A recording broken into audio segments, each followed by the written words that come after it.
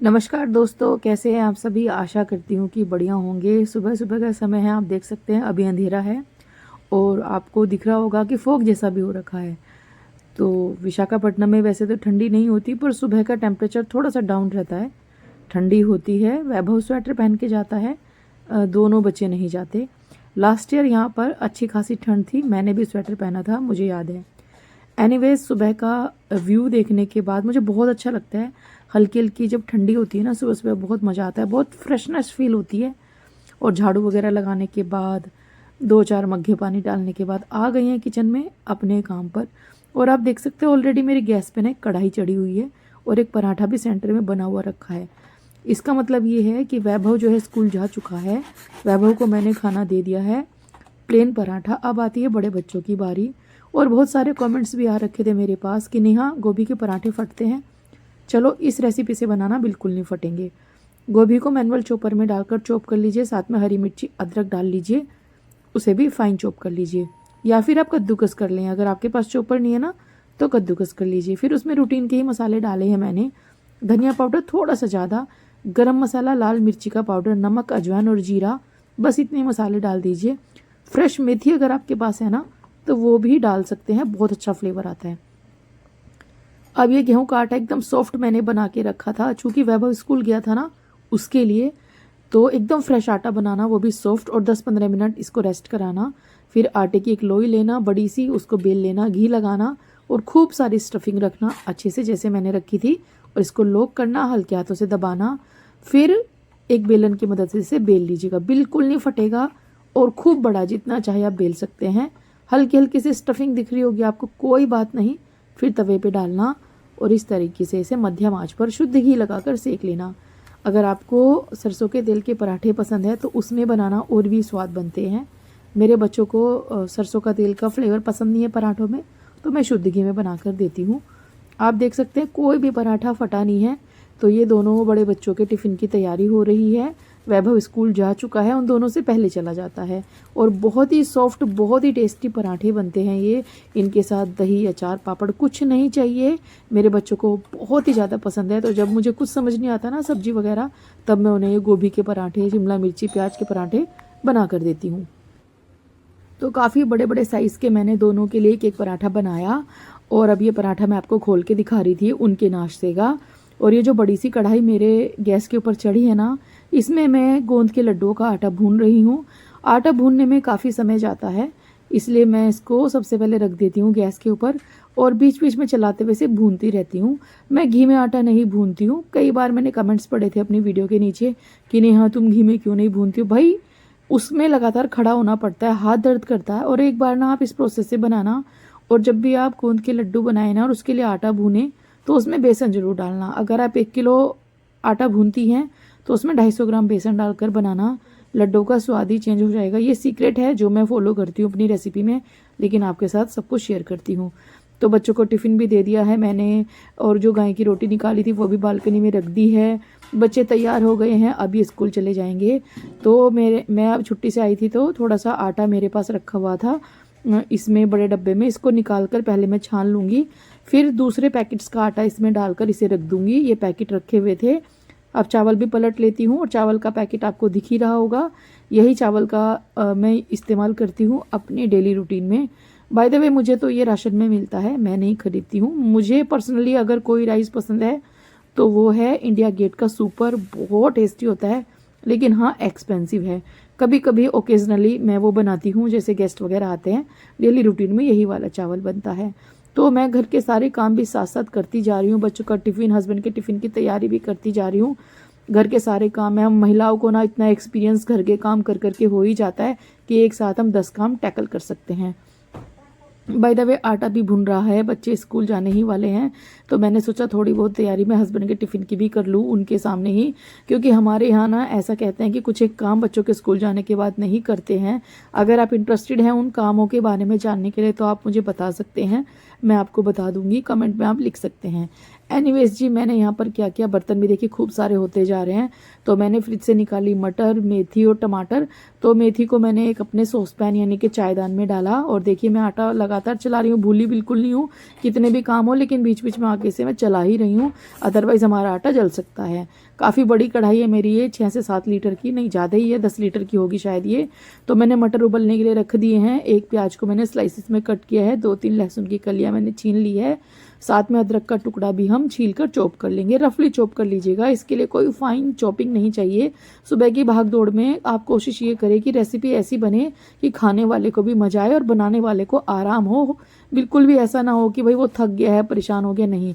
तो सारी चीज़ें देखिए मैं रफली चॉप कर रही हूँ। मेथी भी मैंने रफली चॉप कर ली, पहले धो ले मेथी को, फिर रफली चॉप करें, फिर इसे मैनुअल चॉपर में डालें और 2 बार आप इसे अपनी तरफ खींचे, आपकी मेथी एकदम परफेक्ट फाइन चॉप हो जाएगी।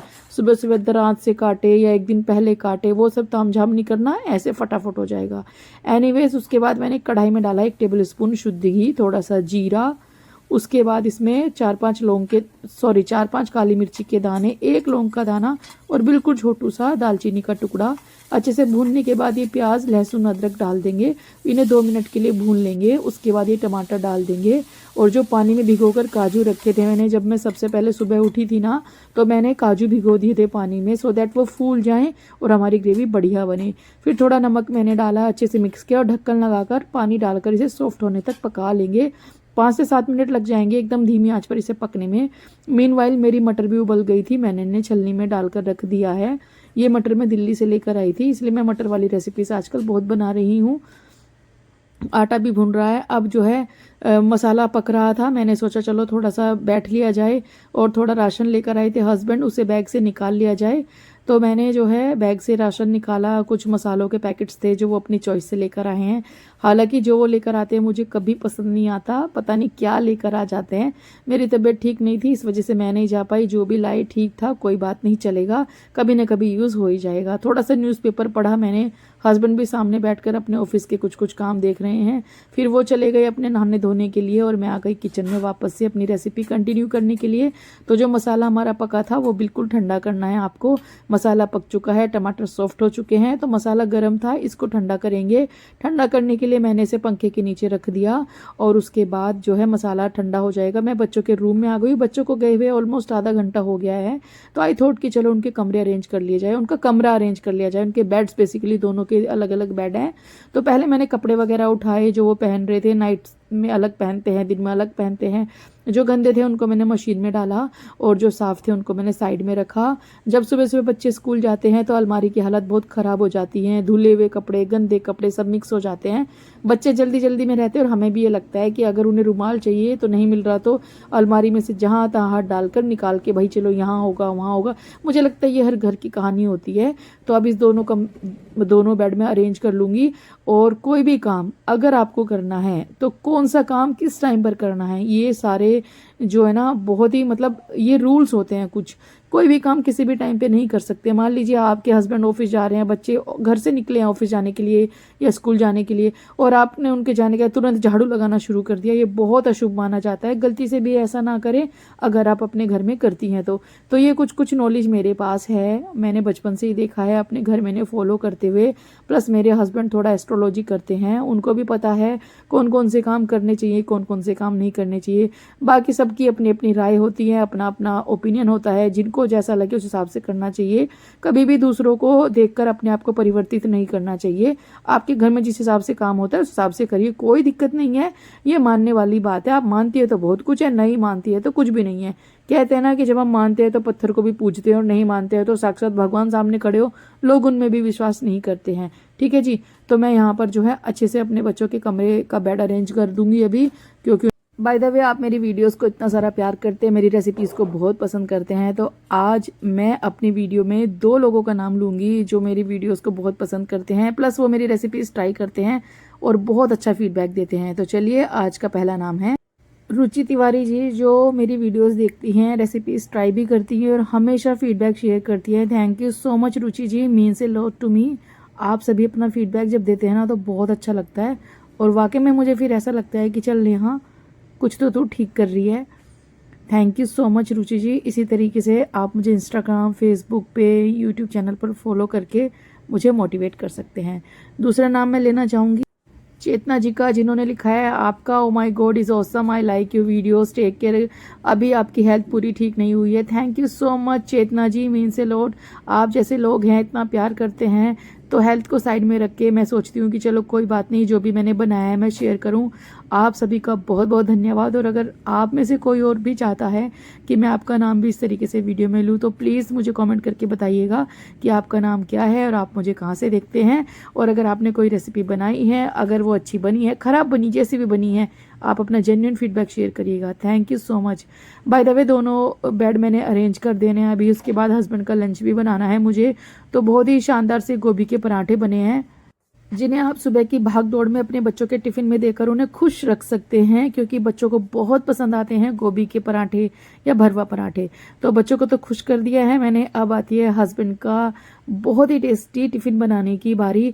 तो चलिए अब हस्बैंड का टिफ़िन बनाएंगे और आपके साथ एक ऐसी रेसिपी शेयर करूँगी जिसे मेरे तरीके से ये वाली रेसिपी आप अपने घर पर बनाना, ट्रस्ट मी, हर कोई आपसे पूछेगा कि भाई इतनी बढ़िया रेसिपी आपने घर में कैसे बनाई है। ठीक है जी, तो चलिए ये काम भी मेरा हो चुका है। साइड बाय साइड मैं ऐसे छोटे छोटे काम करती रहती हूँ, क्योंकि अकेले ही पूरे घर का काम, साथ में बिजनेस, वीडियोस बनाना, जो कि बहुत सारे लोगों को फालतू का काम लगता है। जब वो खुद वीडियो बनाएंगे तब उन्हें समझ में आएगा कि कितना ये पेनफुल वाला काम है, कितना भारी काम होता है। एनीवेज जी, मैंने ये जो मसाला था बिल्कुल ठंडा करके मिक्सी के जार में डालकर इसका फाइन पेस्ट बनाकर एक छलनी से छान लिया है। छानना जरूरी है। उसके बाद एक पैन में शुद्ध घी डालेंगे, ऑलमोस्ट 2 से 3 टेबल स्पून। एक बड़ी इलायची को थोड़ा सा खोलकर डालेंगे।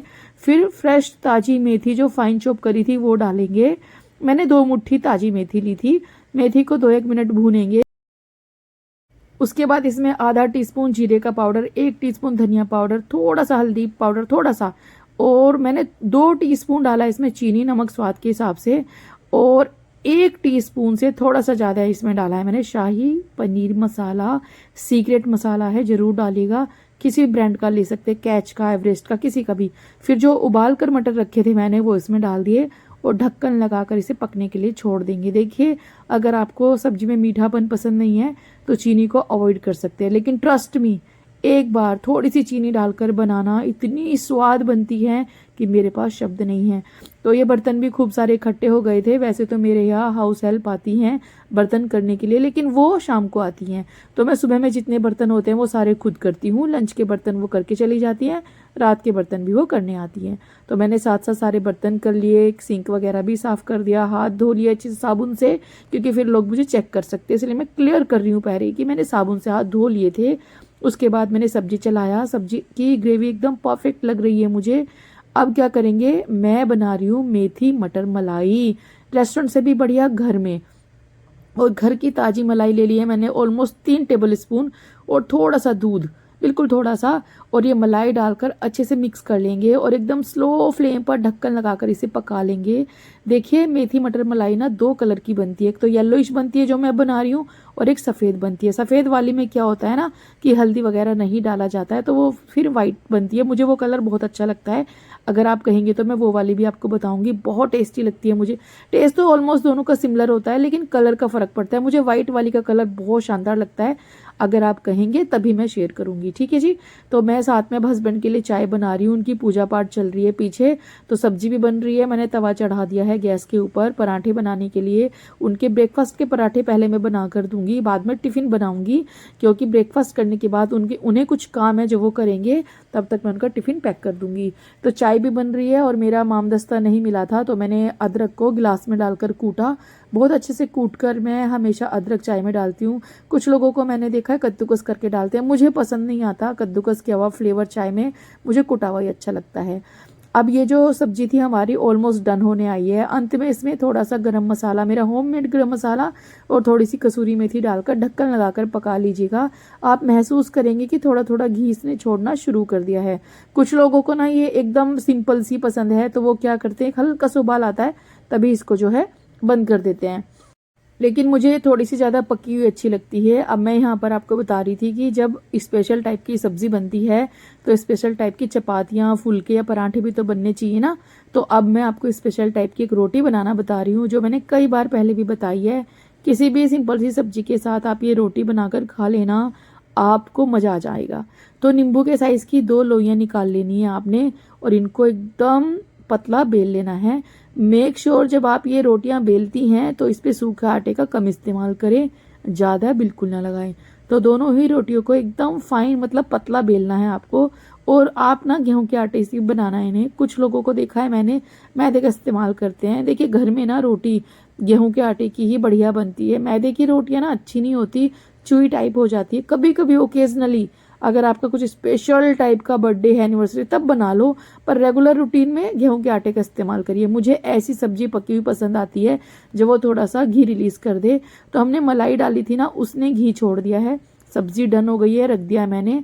अब जो मैंने पत्ती चपाती बेली थी इसमें मैंने लगाया घी, कसूरी मेथी डाली, चिली फ्लेक्स डाला और डाला है मैंने ये थोड़ा सा मिक्स वाला एक हर्ब आता है मार्केट में, गार्लिक वाली सीजनिंग टाइप, वो डाला है। इससे बहुत अच्छा फ्लेवर आता है। आपके पास अगर ये नहीं है तो फाइन चॉप करके गार्लिक डालिएगा यहाँ पर। और फिर दोनों रोटियों को आपस में चिपका कर थोड़ा सा सेंटर में सूखा आटा लगाकर इन्हें बेल लीजिएगा पतला पतला। काफ़ी बड़े साइज का बेलना है। फिर तवे पर ही इन्हें सेकिएगा लटते पलटते हुए दोनों तरफ से। कपड़े की मदद ले लें या फिर इस तरीके से स्पैचुला ले लें। इतनी सॉफ्ट नरम मुलायम ये रुमाली रोटी जैसी रोटी बनती है कि मैं आपको क्या बताऊं। अब चूंकि ये गेहूं के आटे से बनी है इसलिए इनका कलर आपको ऐसा लग रहा है। अगर आप ये रोटी मैदा से बनाएंगे ना तो बिल्कुल वही रेस्टोरेंट जैसा इसका टेक्सचर आने वाला है, गारंटीड। तो ये देखिए एकदम सॉफ्ट बहुत ही बढ़िया हमारी रोटी बनकर तैयार है। हस्बैंड का टिफिन पैक कर रही हूँ मैं अभी। आप अपने घर में ये दोनों रेसिपी ट्राई करना और साथ में गोभी के पराठे बनाना बिल्कुल ना भूलना। और कमेंट करके मुझे ज़रूर बताना कि कौन से शहर से आप मुझे देख रही हैं और आपका नाम क्या है, ताकि मैं अपनी कल की वीडियो में आपका नाम लूँ, मुझे बहुत अच्छा लगेगा। तो मैंने हस्बैंड का टिफिन पैक किया। इसमें मैंने गाजर का हलवा भी